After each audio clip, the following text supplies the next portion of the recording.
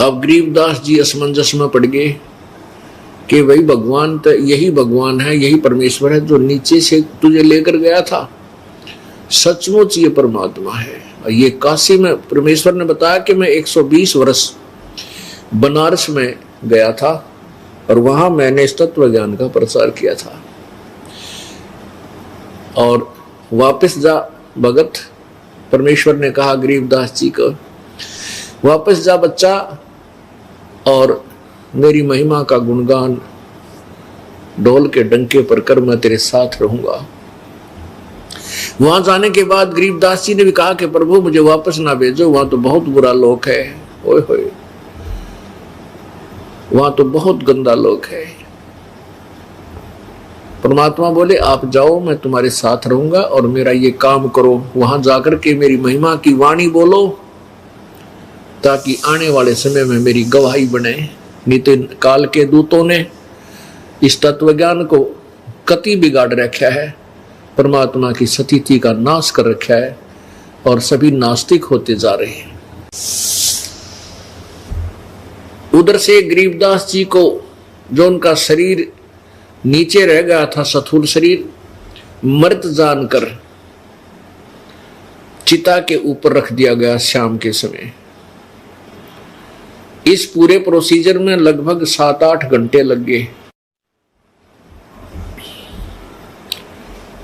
उस समय जब चिता पर जलाने के लिए सबको रख दिया कि मर चुका है, कोई जादू जंत्र करके कोई संत इनको खत्म कर गया, इनकी मृत्यु हो गई है, उसी समय उस पूर्ण परमात्मा ने उस प्यारी आत्मा गरीबदास जी के जीव को, गरीबदास वाले जीव को वापस शरीर में प्रवेश कर दिया और उसी समय गतिविधि होने लगी शरीर में।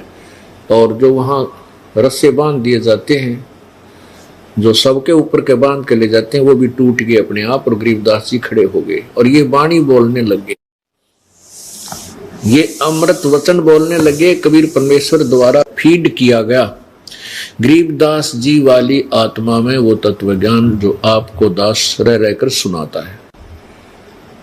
पुण्यात्माओं, अभी तक हमें केवल यही बताया गया कि भगवान की भक्ति करो, परमात्मा की भक्ति अवश्य करनी चाहिए, ये सत्य है। लेकिन परमात्मा कौन है, कैसा है, उसके पाने की विधि कौन सी है, ये सही नहीं बताई। आज तक हमें परमेश्वर के विषय में यही बताया गया कि प्रभु निराकार है, परमेश्वर निराकार है। और जबकि हम श्री राम, श्री कृष्ण, श्री ब्रह्मा जी, श्री विष्णु जी, श्री शिव जी की पूजा करते थे, उनकी मूर्तियां पेपर में कागज की या पत्थर या लोहे की, सोने की, पीतल की जरूर बनवा के हम साथ भी रखते थे। और फिर भी कोई कहता कि भगवान कैसा है, तो यही कहते थे परमात्मा तो निराकार, वो दिखाई थोड़ा ही देता है। ऐसी जो है हमारी सोच थी, ऐसी हमारी थ्योरी थी जो अज्ञानी ऋषियों, महर्षियों और संतों के द्वारा हमें बताई गई थी। ये बिल्कुल व्यर्थ थी, शास्त्र विरुद्ध थी, गलत थी। अब सत्य साधना और यथार्थ भक्ति मार्ग और तत्व ज्ञान आपके समक्ष अब प्रस्तुत किया जा रहा है इस दास के द्वारा, जो अपने सदग्रंथों में पहले ही विद्यमान था।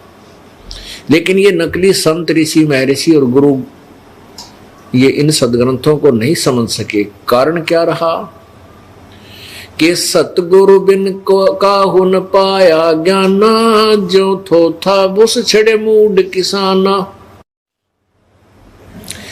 सतगुरु बिन वेद पढ़े जो प्राणी, समझे न सार रहे अज्ञानी। ये सभी वेद पढ़ा करते कति अज्ञानी थे। अज्ञानी कैसे थे? क्योंकि प्रत्येक सत्संग के अंदर नए भक्त आते हैं और प्रत्येक भक्त के अंदर उतना ही वो गलत ज्ञान भरा हुआ है जितना हमारे अंदर पहले भरा हुआ था। हमें पता है कि हमारे अंदर से वो पहले वाला कच्चा रंग कितने दिन में समाप्त हुआ था, कितनी बार रगड़ा लगा था, कितने सत्संग सुने थे, बार बार रह रहकर वाणी पड़ी थी, जब वो गलत ज्ञान हमारे हृदय से हटा था और ये तत्व ज्ञान समाया था। अब जो सतगुरु के बिना, सदगुरु, सतगुरु माने सच्चा गुरु, वास्तविक यथार्थ ज्ञान देने वाला या गुरु मार्गदर्शक, जब तक वो नहीं मिलता, जो गीता जी अध्याय नंबर 4 के श्लोक 34 में कहा है कि उस तत्व ज्ञान को जो परमेश्वर की वाणी में, सच्चिदानंद घन की वाणी में,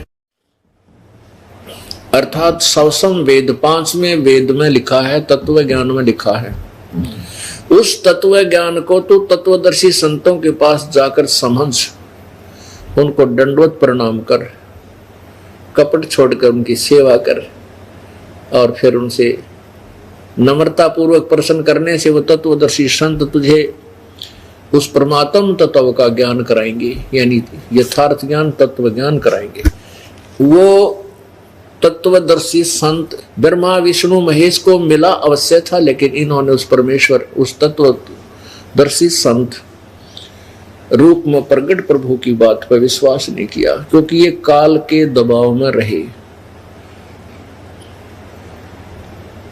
तो उन्होंने उस परमेश्वर की वाणी पर विश्वास नहीं किया, उन वचनों पर विश्वास नहीं किया, क्योंकि काल भगवान ने उनको प्रेरित कर दिया कि ये सब झूठ बोल रहा है, जिसका परिणाम आपके समक्ष सभी दिखाते हैं कि ना ब्रह्मा जी को तत्व ज्ञान था, ना विष्णु जी को, ये भी अज्ञानी थे, इनको भी वेदों के विषय में ज्ञान नहीं था, न महर्षियों को, ऋषियों, सतयुग के ऋषियों को ज्ञान नहीं था वेदों का। ये तो इस दास पे कृपा करी परमेश्वर कबीर जी ने, कबीर परमेश्वर जी को ज्ञान था, उसी के द्वारा दिए गए ये वेद हैं जो ब्रह्म को दिए थे, और ब्रह्म ने अपने श्वासों के द्वारा समुद्र में प्रकट किए थे, जो ब्रह्मा को प्राप्त हुए थे। अब आपको प्रमाण देते हैं कि ना तो ब्रह्मा को, विष्णु को पता था, ना ब्रह्मा को पता था वेदों के बारे में, और ना ही सतयुग में, क्योंकि सतयुग के जो ऋषि थे उसके बाद त्रेता, द्वापर और कलयुग के जो ऋषि महर्षि हैं वो सतयुग वालों से निम्न स्तर के हैं। जब सतयुग वालों को ही वेदों का ज्ञान नहीं था, तो त्रेता, द्वापर, कलयुग वालों की तो बात तो छोड़ दो।